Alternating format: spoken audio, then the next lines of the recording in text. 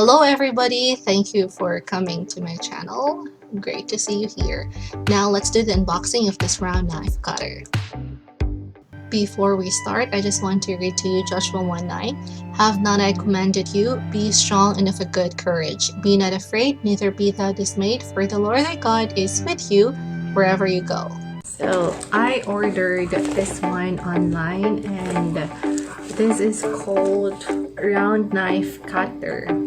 So I will do an unboxing of this one. Yeah, so let's check if it's worth it or not. And you check this out. And thank you so much. Let's get started.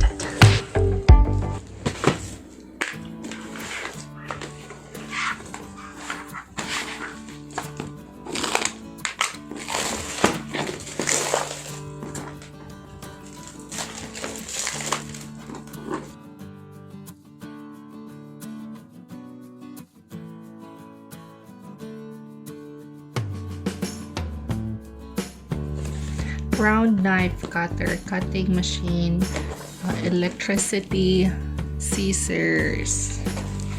So let's unbox it.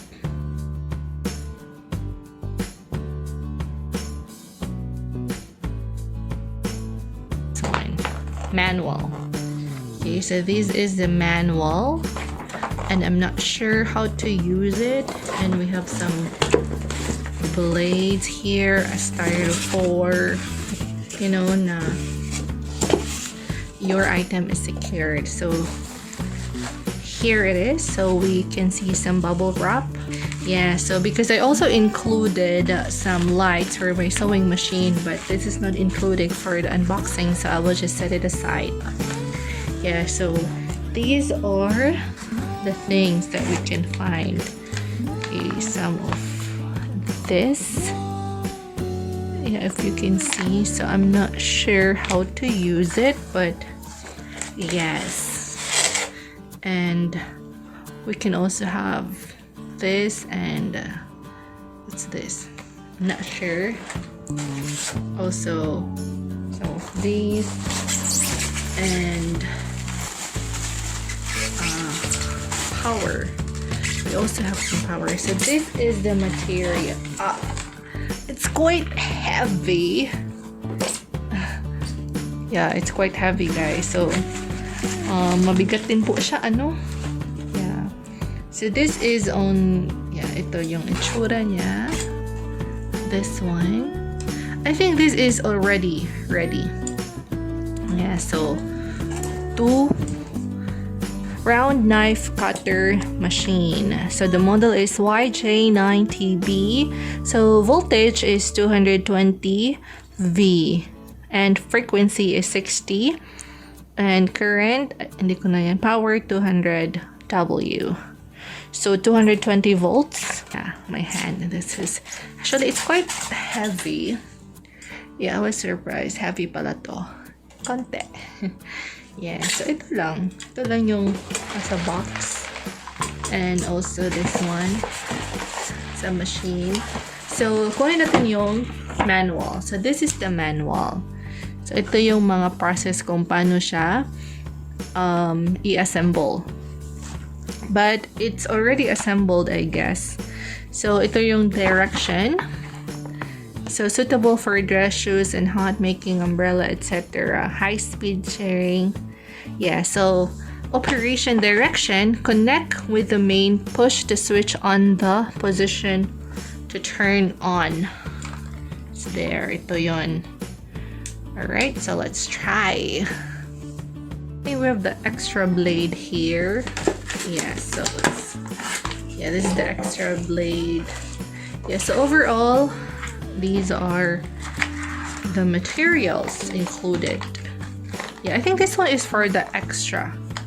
Yeah, maybe kung masisira, parang ganun. So we'll put all of those things and we will try if it will turn on. Alright, I'll be back. So ito po siya.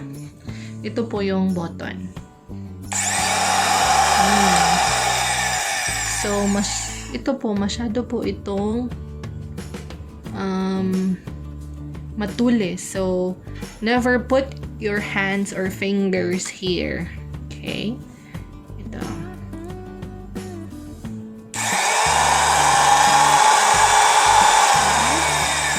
Ito lang. So, push mo yan. Okay? So, kukuha tayo ngayon ng fabric. Ito. Ito yung sample natin. Fabric. Ito. Okay? So, try naman natin.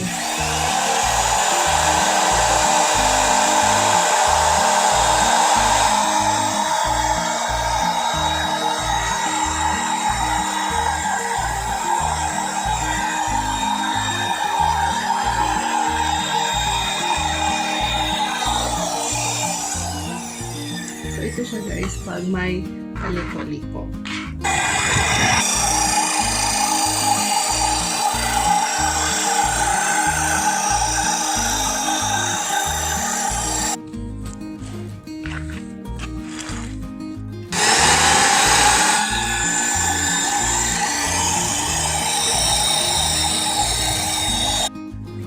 Ito po, nakikita nyo po, adjustable po ito. Kung masyadong makapal, ganyan, masyadong makapal, yung gusto nyong tahiin, ipapost nyo lang to, i-unlock nyo lang to, tapos hilahin to pataas. Unlock, unscrew, tapos ihila mo lang pataas, tapos screw mo ulit. Ganyan. That's it.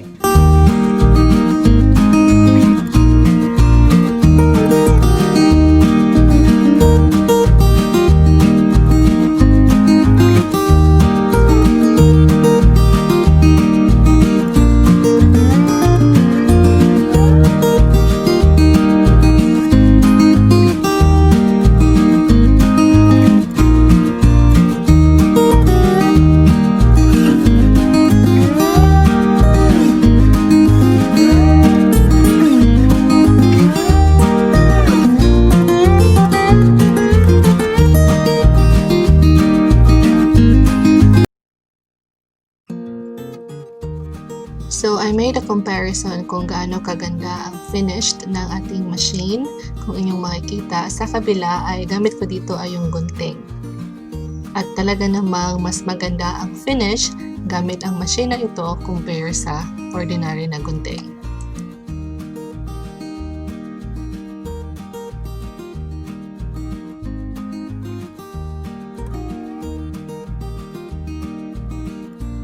Aside from scrunchies, I also use this machine to cut my face mask since I'm also selling this one.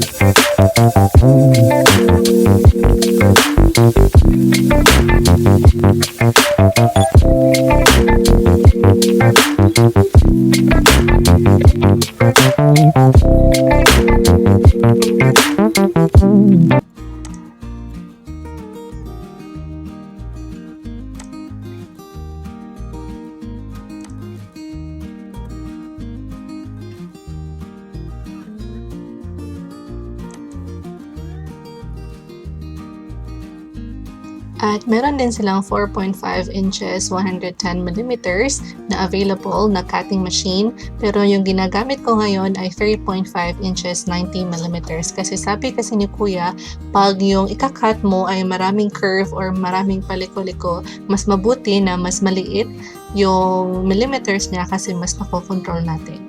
Shout out to my friends and please subscribe to their channels as well. Thank you for watching and may God bless us all.